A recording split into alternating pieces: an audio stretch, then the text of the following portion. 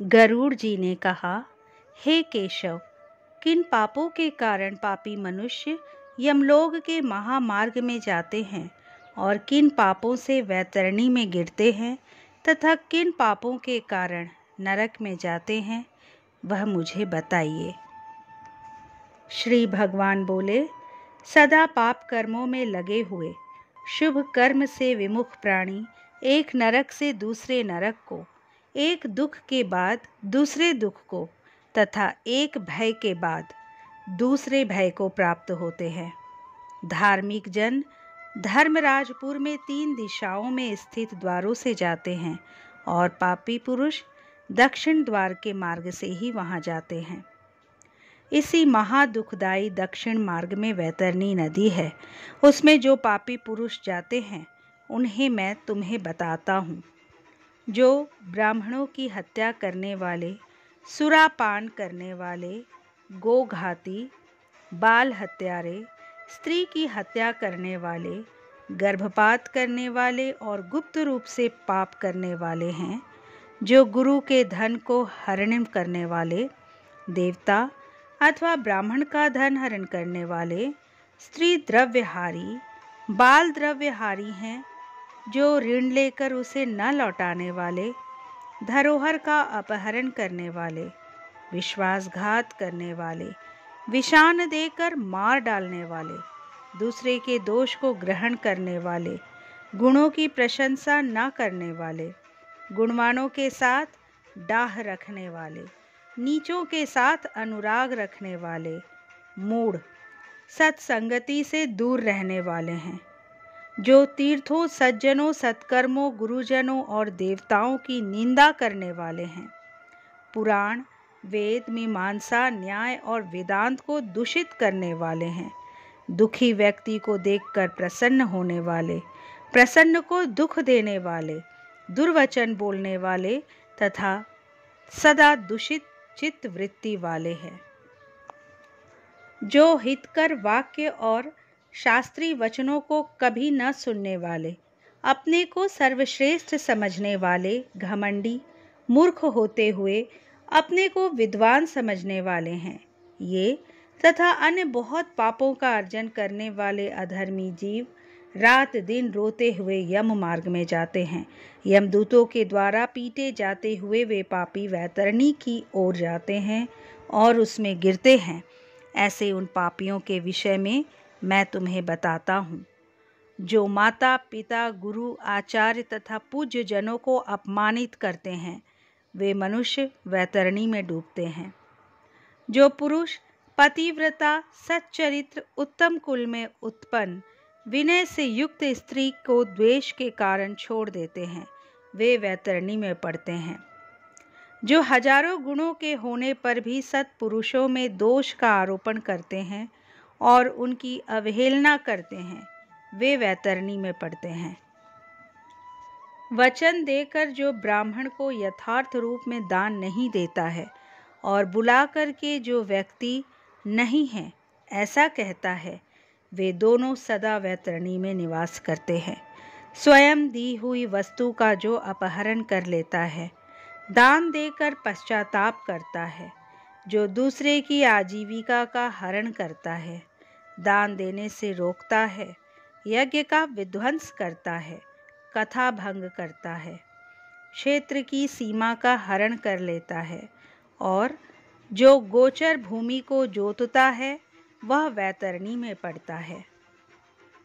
ब्राह्मण होकर रस विक्रय करने वाला, वेद प्रतिपादित यज्ञ के अतिरिक्त अपने लिए पशुओं की हत्या करने वाला, ब्रह्म कर्म से च्युत, मांस भोजी, मद्य पीने वाला, उच्छृंखल स्वभाव वाला, शास्त्र के अध्ययन से रहित, राजमहिषी के साथ व्याभिचार करने वाला, पराई स्त्री का अपहरण करने वाला, कन्या के साथ कामाचार की इच्छा रखने वाला तथा जो सतीत्व नष्ट करने वाला है, ये सभी तथा इसी प्रकार और भी बहुत निषिद्ध आचरण करने में उत्सुक तथा शास्त्र विहित कर्मों को त्यागने वाले वे मूढ़जन वैतरणी में गिरते हैं। सभी मार्गों को पार करके पापी यम के भवन में पहुंचते हैं और पुनः यम की आज्ञा से आकर दूत लोग उन्हें वैतरणी में फेंक देते हैं। हे खगराज, यह वैतरणी नदी सभी प्रमुख नरकों में भी सर्वाधिक कष्टप्रद है, इसलिए यमदूत पापियों को उस वैतरणी में फेंकते हैं। जिसने अपने जीवन काल में कृष्णा गौ का दान नहीं किया अथवा मृत्यु के पश्चात जिसके उद्देश्य से बांधवों द्वारा कृष्णा गौ नहीं दी गई तथा जिसने अपनी और्ध्वदैहिक क्रिया नहीं कर ली या जिसके उद्देश्य से और्ध्वदैहिक क्रिया नहीं की गई हो, वह वैतरणी में महान दुख भोग करके वैतरणी तट स्थित शाल्मली वृक्ष में जाते हैं।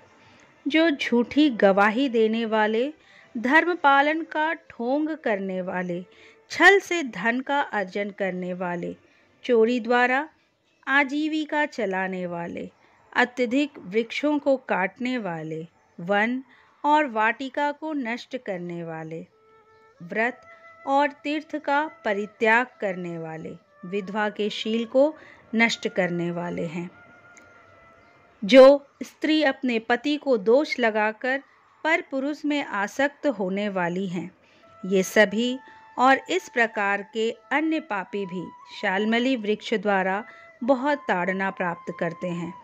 पीटने से नीचे गिरे हुए उन पापियों को यमदूत नरकों में फेंकते हैं। उन नरकों में जो पापी गिरते हैं उनके विषय में मैं तुम्हें बतलाता हूँ। नास्तिक, मर्यादा का उल्लंघन करने वाले, कंजूस, विषयों में डूबे रहने वाले, दंभी तथा कृतघ्न मनुष्य निश्चय ही नरकों में गिरते हैं। जो कुआं, तालाब, बावली, देवालय तथा सार्वजनिक स्थान, धर्मशाला आदि को नष्ट करते हैं, वे निश्चय ही नरक में जाते हैं। स्त्रियों, छोटे बच्चों, नौकरों तथा श्रेष्ठ जनों को छोड़कर एवं पितरों और देवताओं की पूजा का परित्याग करके जो भोजन करते हैं, वे नरकगामी होते हैं।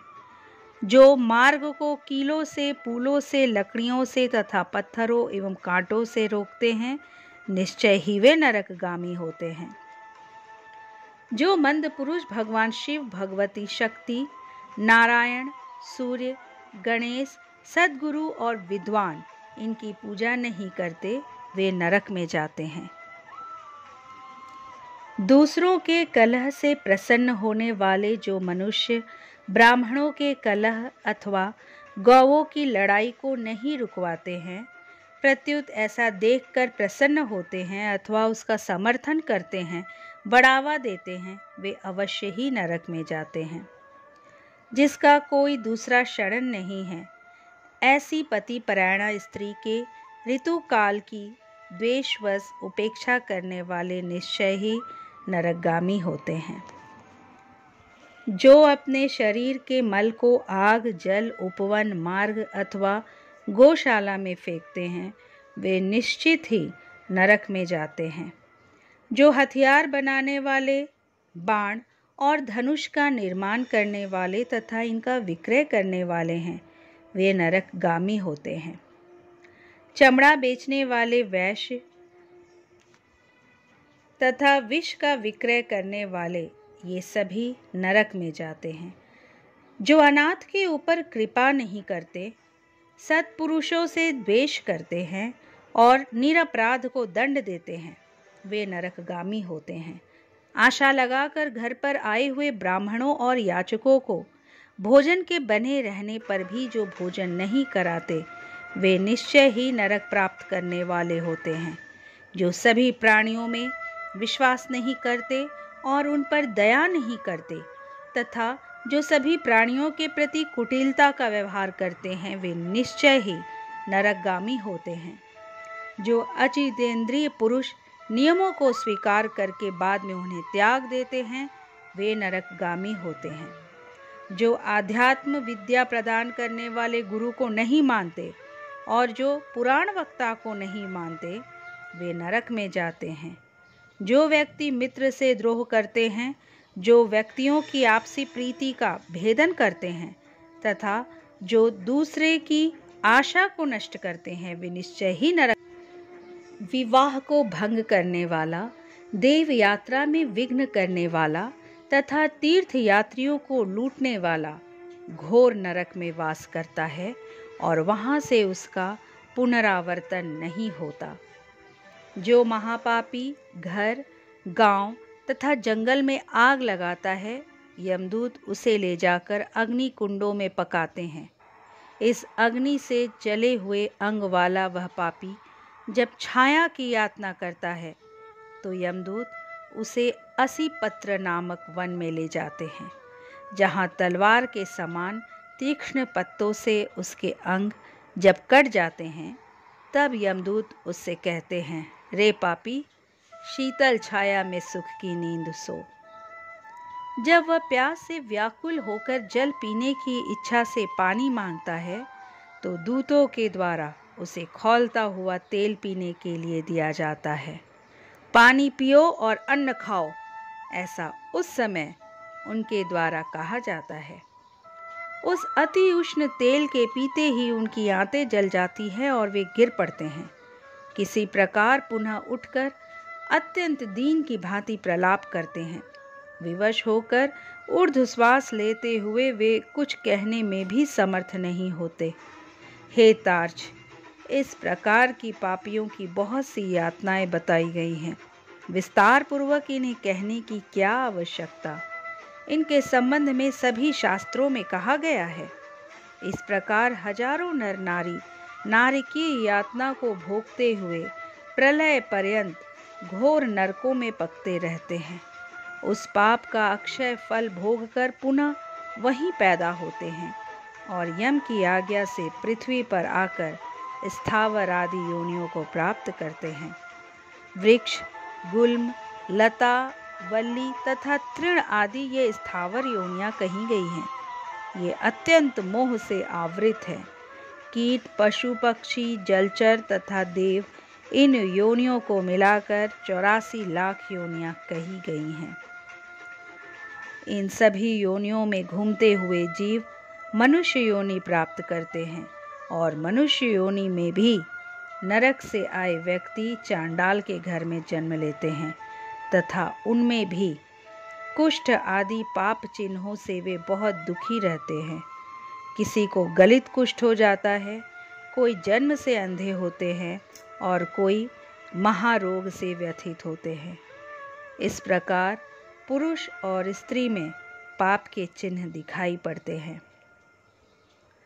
इस प्रकार गरुड़ पुराण के अंतर्गत सारोद्धार में नरक प्रद पाप चिन्ह निरूपण नामक चौथा अध्याय पूरा हुआ।